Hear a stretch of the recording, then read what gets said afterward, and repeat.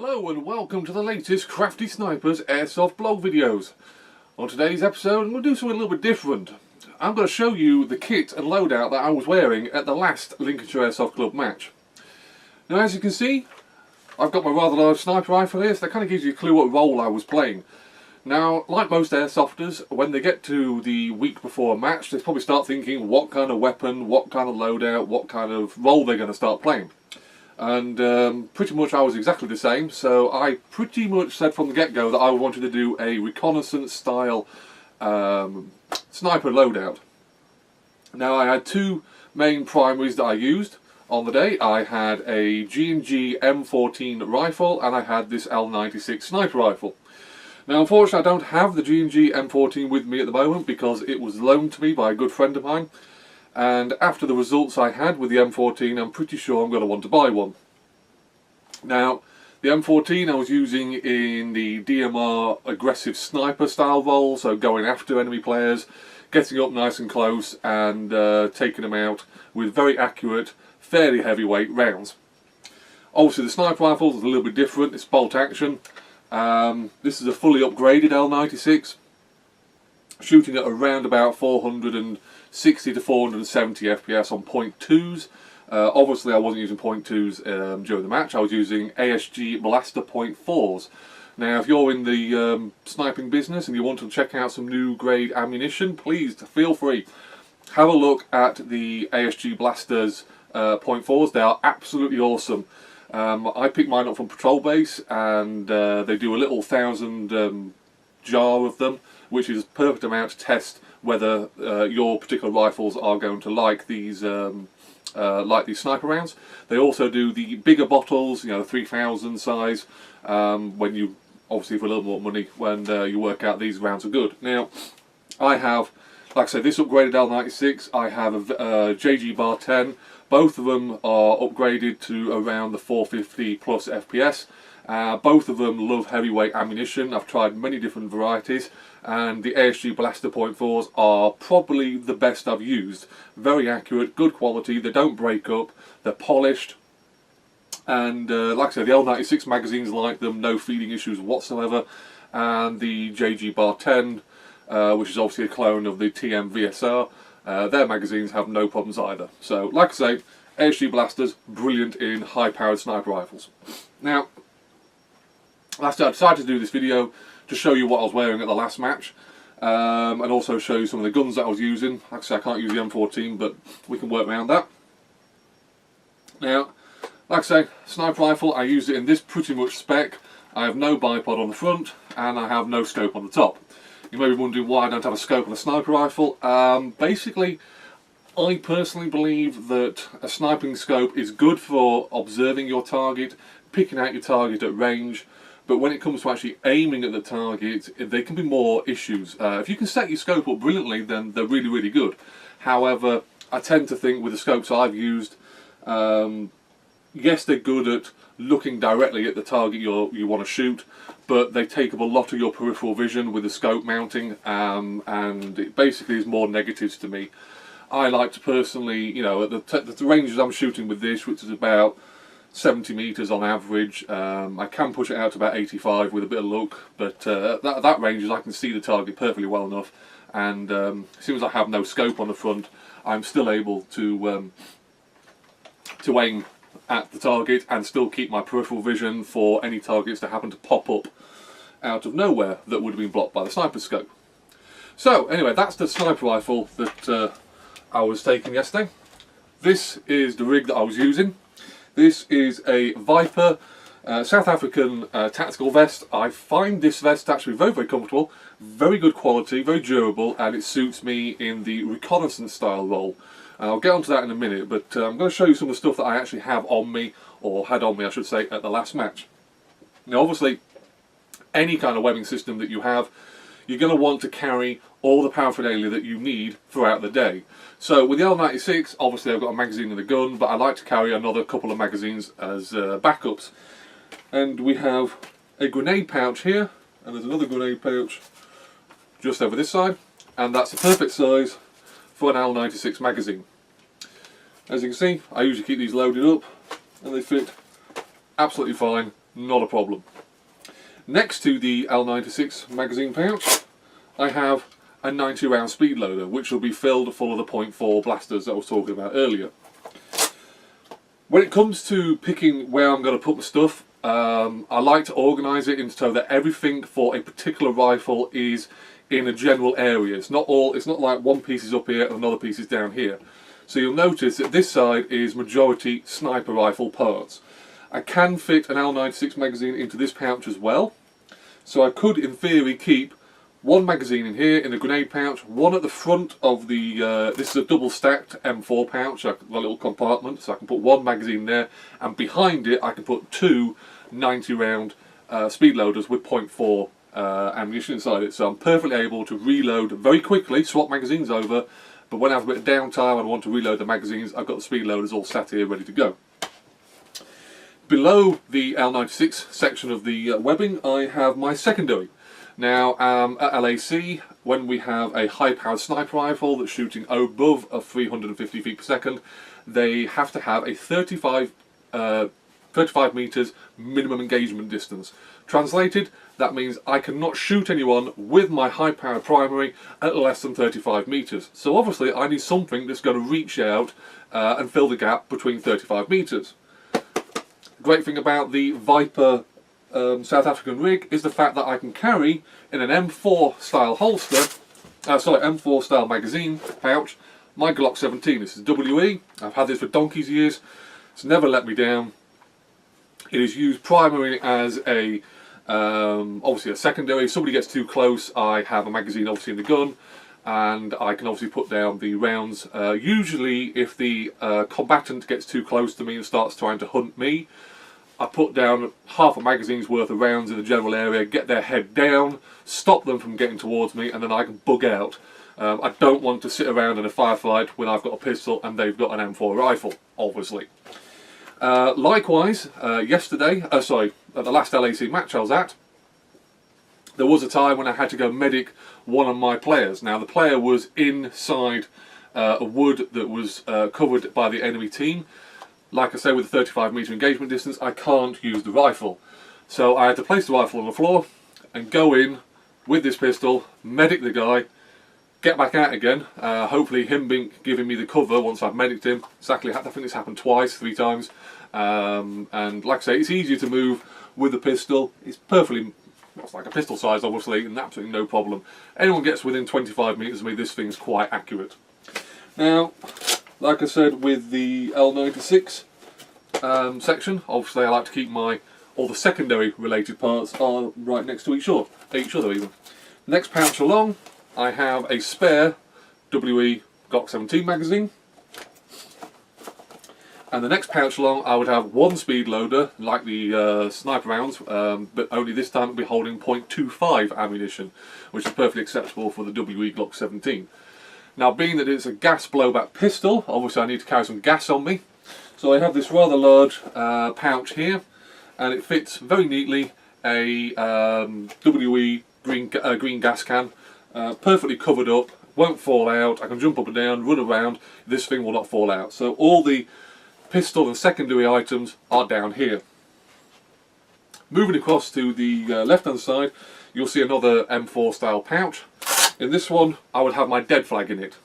Obviously easy to get to, don't want to get shot too much. If I'm also carrying a map, I will also put that in there. Not that I usually use a map too many times, but it's nice to have one every now and again. Obviously, like I say, another grenade pouch, so that's another pouch maybe for a spare L96 mag if I deem it necessary to carry another one. Now you can see this, but there's a little aerial sat down here, so that means this mag pouch is for my radio. This is a Bear Fang radio. It has a aftermarket aerial on it. It's a little bit longer than the standard one you'll get out of the box. Good quality radios, good cheap radios. You can get packages now, these from Amazon even.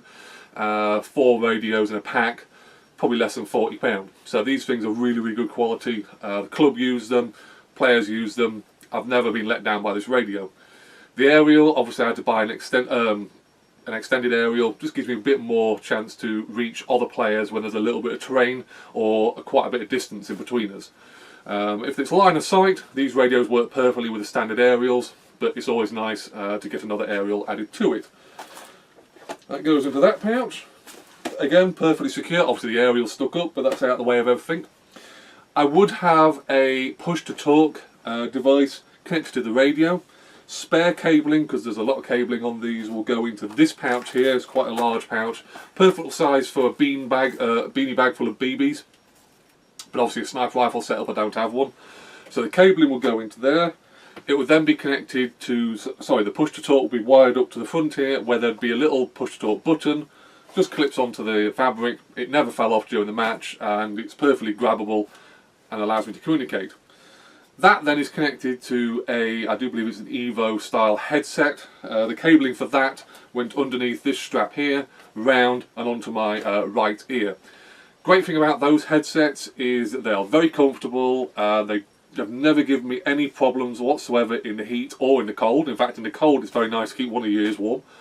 They are a copy of military force radios, headsets.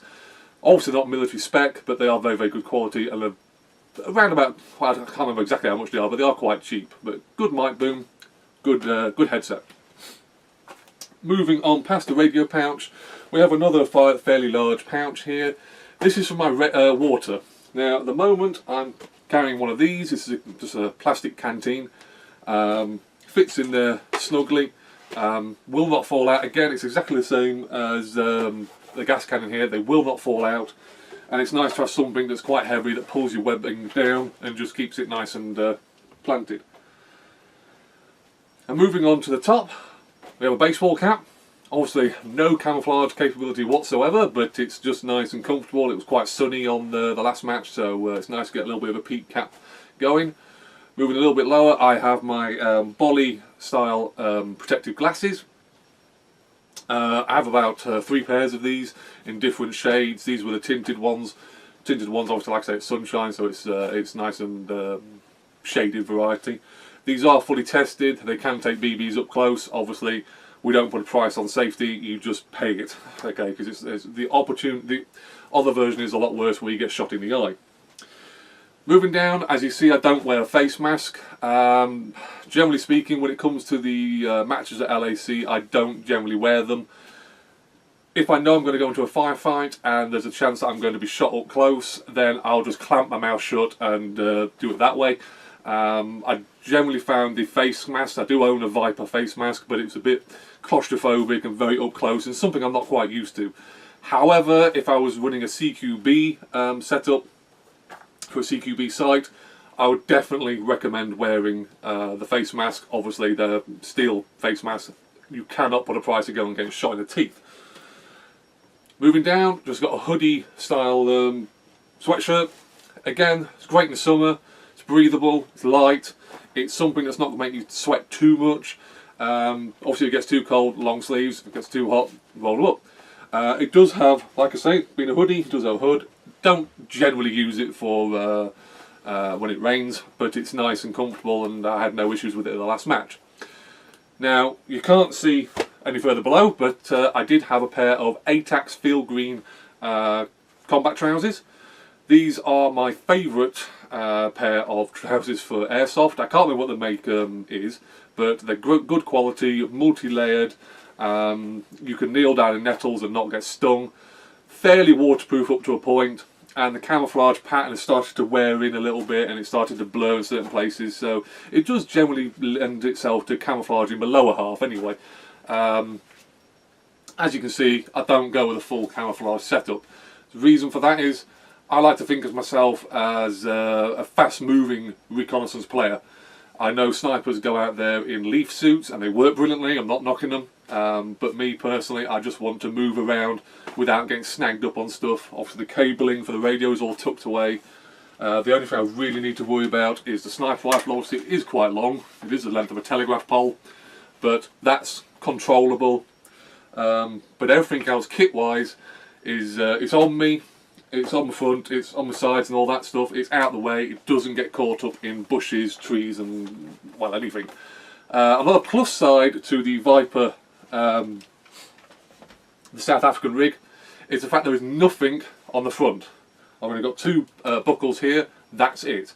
If you think of yourself as a sniper recon player and you've got a DMR rifle or a sniper rifle, and you're going to be finding yourself laid down a lot, the last thing you want is mag pouches across the front or an admin pouch across your chest. It's uncomfortable. I myself play the reconnaissance role quite a few times, and I do find that when I'm laid down for any length of time, anything on my chest just feels uncomfortable, and you don't want to feel uncomfortable. What you want to feel is basically alright when you're laid down. You want to feel alright when you take a knee. Nothing gets in the way of my knees on this rigging. It's perfectly fine. Other than that, like I said, this rigging is absolutely sound for reconnaissance. It is brilliant as well for an assault side as well. If you want to carry an M4, you've got numerous double stacked M4 pouches, grenade pouches. You can use some as admin pouches, water pouches, radio pouches. This setup pretty much covers the lot. If you're wondering what the pattern is on this, this is Tiger Stripe from Vietnam. Why did I go Tiger Stripe? It's different. Basically, that was the only reason. I don't lend myself towards camouflaging myself too much. I just generally disappear, and I'll find other ways of doing that. This load up is light enough, and like I say, it doesn't get snarled up on stuff, so it allows me to move quietly through some quite dense foliage. Now, the only downside that I found to the Viper style rigging here is on the back, which there is a water pouch here. Now, I don't know, you'll notice there is a zip just here. There is a compartment. This is a double compartment. Every single water camel pack that I have will not fit in that. I've got the very large 3 litre style one, I've got a 2 litre one, none of them fit at all. So at the moment that compartment there is absolutely empty. I can't think of any other reason for putting anything else in there. It's not like you can reach around and grab any ammunition out of it. So that would be perfect for water. However, there is a little layer fabric. You probably could cut it out if you want to, but other than that, that's the only other way you're going to get a water pack in there. So like I say, this is that's my reconnaissance loadout. This is what I wore last match at LAC. It's pretty much the same as what I wear normally. I do have a gas blowback setup with a different style setup, which is obviously geared up for, at the moment, for the GHK AK. I have a couple of other little combinations of kit that I like to wear. Combinations of uniform, boonie hats, all sorts of things when it gets really, really sunny. I like to mix and match camouflage. It confuses the heck out of anyone. But at the end of the day, it's basically how I myself like to run. Some people will always swear by a certain camouflage pattern. That's fine, that's them. Me personally, I just go with whatever feels comfortable at the time. Now, obviously, safety is paramount. You see at the moment I've been always wearing glasses. Obviously when I do a video with guns, I always check there's no magazine in this. It's been cleared. Same with the holster, same with the Glock 17. However, we've all heard the story of the kid who was unfortunately shot in a safe zone at an airsoft match down south of England somewhere.